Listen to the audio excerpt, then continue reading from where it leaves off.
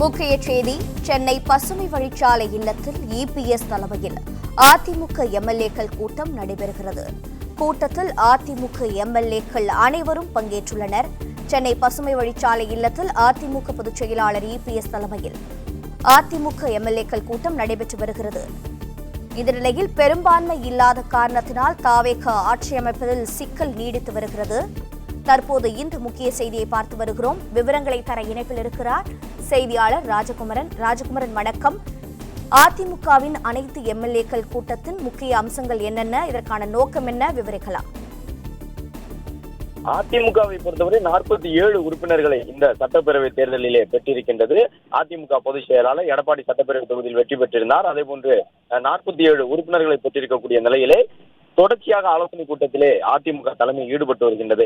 அதிமுகவை பொறுத்தவரை ஏற்கனவே அதிமுக கூட்டணியில் இடம்பெற்றிருக்கக்கூடிய அம்மா மக்கள் முன்னேற்ற கழகம், பாட்டாளி மக்கள் கட்சி உள்ளிட்டவர்கள் எல்லாம் கட்சியினுடைய அதாவது கூட்டணியினுடைய தலைமையாக இருக்கக்கூடிய அதிமுகவின் முடிவுக்கு உடன்படுவோம் என்கிற தகவலை சொல்லி இருக்கின்றார்கள். அந்த அடிப்படையில் தான் அமமுக, பாட்டாளி மக்கள் கட்சி உள்ளிட்டவர்கள் எல்லாம் அதிமுக கூட்டணியினுடைய தலைமை என்ற முறையில் எடுக்கக்கூடிய முடிவுக்கு கட்டுப்படுவோம் என்று சொல்லி இருக்கக்கூடிய நிலையில் அதிமுக பொதுச் செயலாளர் தன்னுடைய கட்சியின் சட்டப்பேரவை உறுப்பினர்களுடன் தொடர்ந்து ஆலோசித்து வருகின்றார்.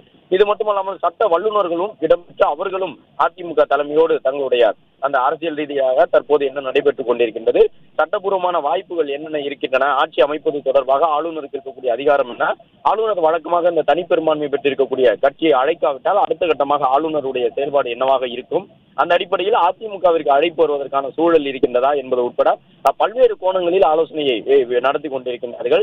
அதிமுக சார்பில் வெற்றி பெற்றிருந்த உறுப்பினர்கள் அனைவரும் 2 நாட்களுக்கு முன்பாக புதுச்சேரியிலே தங்க வைக்கப்பட்டிருந்தார்கள். அதன் பிறகு அனைவரும் தங்களுடைய சொந்த ஊருக்கு செல்வதற்கு அறிவுறுத்தப்பட்டு அதன் பிறகு இன்று நடைபெறக்கூடிய இந்த சந்திப்பில் 47 உறுப்பினர்களும் அதிமுக சார்பிலே பங்கேற்றிருக்கின்றார்கள். கிட்டத்தட்ட ஒரு அரை மணி நேரமாக இந்த ஆலோசனை கூட்டம் நடைபெற்றுக் கொண்டிருக்கின்றது. ஆலோசனை கூட்டத்தில் அதிமுக பொதுச் செயலாளர் எடப்பாடி பழனிசாமி கட்சியினுடைய உத்தரவுக்கு கட்டுப்பாட்டுக்கு இறங்கி அதிமுக உறுப்பினர்கள் செயல்பட வேண்டும் என்று சட்டமன்றத்திற்கு தேர்வாகி இருக்கக்கூடிய அனைவரிடமும் அறிவுறுத்தல் வழங்கி வருகின்றார். அதிமுகவை பொறுத்தவரை ஒரு சில முயற்சிகளை எல்லாம் தமிழக வெற்றி கழகத்தினர் எடுக்கக்கூடும் என்பதாக தற்போது இருக்கக்கூடிய அரசியல் சூழ்நிலையில் பார்வைகள் முன்வைக்கப்பட்டன. 3 நாட்களுக்கு முன்பாக அதிமுக மூத்த நிர்வாகிகள் எல்லாம் சில ஆலோசனை கூட்டத்தை நடத்தியிருந்தார்கள். தனிப்பட்ட முறையில் அந்த ஆலோசனை கூட்டம் எல்லாம் இடம்பெற்றிருந்த நிலையில் தான் அதிமுக உறுப்பினர்களில் யாரும் மாற்றுக் கட்சியினருக்கு ஆதரவு தெரிவிக்கக்கூடிய நிலை வருமோ என்றெல்லாம் சொல்லப்பட்டது.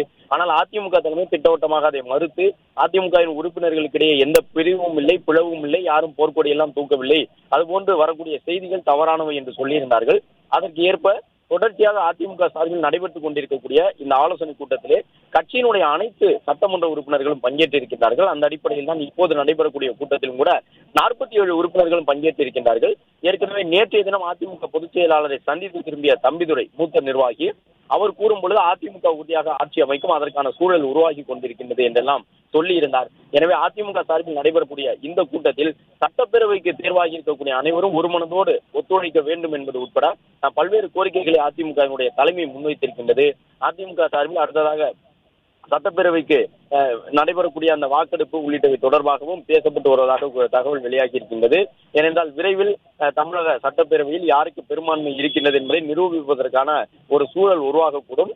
அந்த சூழலில் அதிமுக செயல்பாடு எவ்வாறு இருக்க வேண்டும், அதிமுக ஆட்சி அமைப்பதற்கான சூழல் உருவாகக்கூடிய நிலை வந்தால் அதை எவ்வாறு ஏற்றுக்கொள்வது என்பது உட்பட பல்வேறு கோணங்களிலே சட்டப்பூர்வமாகவும் தற்போது இருக்கக்கூடிய அரசியல் கள நிலவரங்களுக்கு ஏற்ற அரசியல் ரீதியிலான விவாதங்களாகவும் இந்த சந்திப்புகள் நடைபெற்றுக் கொண்டிருக்கின்றன. சி.வி. சண்முகம், எஸ்.பி. வேலுமணி உள்ளிட்ட மூத்த நிர்வாகிகள் இடம்பெற்றிருக்கிறார்கள். அவர்களும் தற்போது இருக்கக்கூடிய அரசியல் சூழலை எடுத்து கூறி அதற்கு உகந்த முறையிலே அதிமுக தலைமை முடிவெடுக்க வேண்டும் என்று வலியுறுத்தி வருவதாக சொல்லப்படுகின்றது. ஏனென்றால் தமிழக வெற்றி கழகத்தினரை பொறுத்தவரை ஆட்சி அமைக்க முடியாமல் தற்போது வரை திணறி வருகின்றார்கள். குறைந்தபட்சம் 2 சட்டப்பேரவை உறுப்பினர்கள் அவர்களுக்கு தேவைப்படுகின்றார்கள். அந்த 2 உறுப்பினர்களை பெறுவதற்கான முயற்சியிலே தமிழக வெற்றி கழகம் தொடர்ந்து ஈடுபட்டுக் கொண்டிருக்கின்றது. ஒரு பக்கம் விடுதலை சிறுத்தைகள் கட்சியை பலமுறை தொடர்பு கொண்டு தமிழக வெற்றி கழகத்தினர் பேசியிருந்தும் கூட அவர்கள் தங்களுடைய இறுதி நிலைப்பாட்டை அறிவிக்காமல் தாமதம் செய்து வருகின்றார்கள். இன்று காலை 10 மணிக்கு இறுதி முடிவு எடுக்கப்பட்டு அது அறிவிப்பு செய்யப்படும் என்பதாக நேற்று காலை திருமாவளவன் தன்னுடைய வேளச்சேரி செய்தியாளர் சந்திப்பில் கூறியிருந்தார். ஆனாலும் கூட இதுவரை திருமாவளவன் தன்னுடைய நிலைப்பாட்டை தமிழக வெற்றி கழகம் தொடர்பாக அறிவிக்கவில்லை. எனவே இதுபோன்ற ஒரு சூழல் நிலவி கொண்டிருக்கக்கூடிய நிலையில் இப்போதைய சூழலில் ஆளுநர் மாளிகை என்னென்ன நிலைப்பாடெல்லாம் எடுக்கும், ஆளுநருக்கு இருக்கக்கூடிய அதிகாரத்திற்கு உட்பட்டு, விருப்புரிமைக்கு உட்பட்டு ஆளுநர் என்ன நிலைப்பாட்டுக்கு அடுத்த கட்டமாக செல்லுவார் என்பதை எல்லாம் கணித்துதான் அதிமுகவினர் இந்த ஆலோசனை கூட்டத்தை தொடர்ச்சியாக நடத்தி கொண்டிருக்கிறார்கள். இந்த தேர்தல் முடிவில் 2ஆம் இடம் பெற்ற திமுக கூட எதிர்க்கட்சி வரிசையில் அமரப்போகின்ற திராவிட முன்னேற்ற கழகம் கூட சட்டப்பேரவை உறுப்பினர்களோடான தொடர்ச்சியான ஆலோசனை கூட்டத்தை நடத்தவில்லை. ஆனாலும் அதிமுக பேரவைக்கு தேர்வாகி இருக்கக்கூடிய உறுப்பினர்களுடன் தொடர்ந்து ஆலோசனையில் ஈடுபட்டுக் கொண்டிருக்கின்றது. எனவே அதிமுகவை பொறுத்தவரை அவர்கள் ஒரு தெளிவான வியூகத்தை வகுத்துக் கொண்டிருக்கின்றார்கள்.